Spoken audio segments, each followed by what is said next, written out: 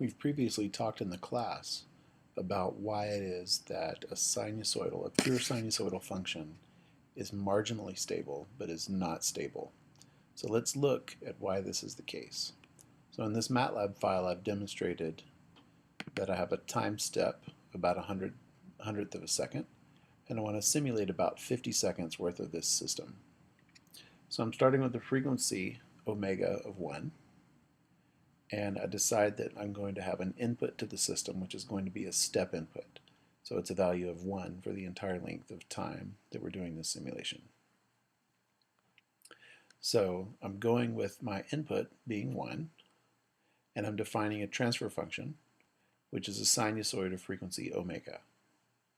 So my transfer function for such a system is omega squared over s squared plus omega squared. So this is a pure sinusoid. We're going to simulate that system over time using LSIM, this function here. So we're going to send the input u1, which we defined up above to be a step input, for the length of time t to the system sys. So we'll run this and see what we see. So the input was bounded at 1, so 1 was the maximum value of the input.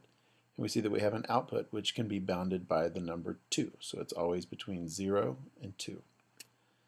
So that's not bad, right? It seems stable-ish. I mean, by the definition of bounded input, bounded output stability, we provided a bounded input, which was bounded by 1, and we received a bounded output, so it's never going to get larger than 2.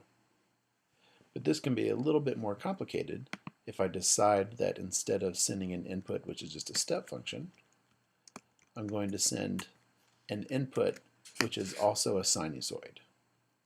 So remember, our transfer function is a sinusoid of frequency omega, which is 1. And so here I'm also sending that my step input is a frequency omega. So we're doing exactly the same simulation throughout. We're using our same transfer function sys, but now our input u1 we define up here to be a sinusoid of the same frequency as the transfer function. So now if we simulate this system, we see that the output, which is the convolution of sine and sine, begins to grow, and it grows eventually to be unbounded. So we'll see that we actually have an increasing with t response here. So if you look up the inverse Laplace transform for 1 over s squared plus 1 quantity squared, you see that it's actually t times sine of omega t. So that t makes the system grow in an unbounded way. So we've demonstrated this with regular MATLAB. Sometimes it can be easier to see this if we use Simulink. So I've created exactly the same thing here in Simulink. Here's a transfer function. This transfer function is s squared plus 0s plus 1. So this is a frequency omega equals to 1, omega squared equals 1. And my input sine wave has the same frequency, 1. And so we're going to simulate this system, and we'll check out the scope, and we see that it actually does grow to be unbounded. But if we change that frequency of our input sine wave even just a little bit, so let's make this 1.01 radians per second. So now if we look at the scope, it still seems to grow unbounded. But we can actually make the system execution time much longer somewhere.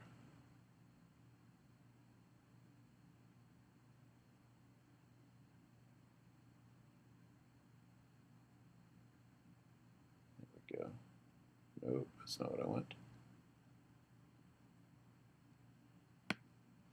Yeah, so let's now make it run for 10,000 seconds.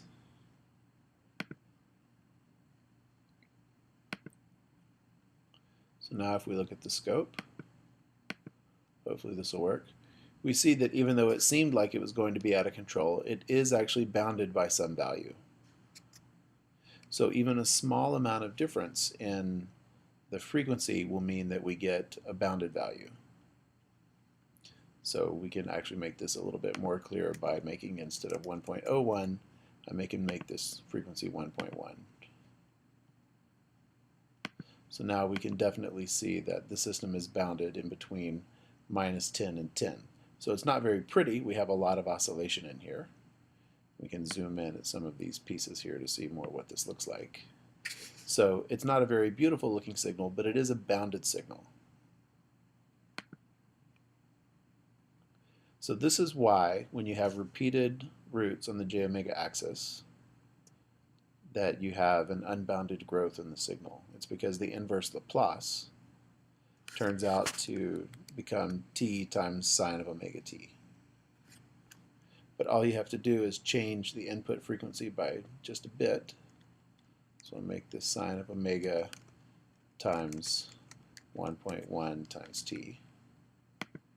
And now we'll get a behavior that's bounded. So it'll oscillate back and forth in between, in this case, minus 10 and 10.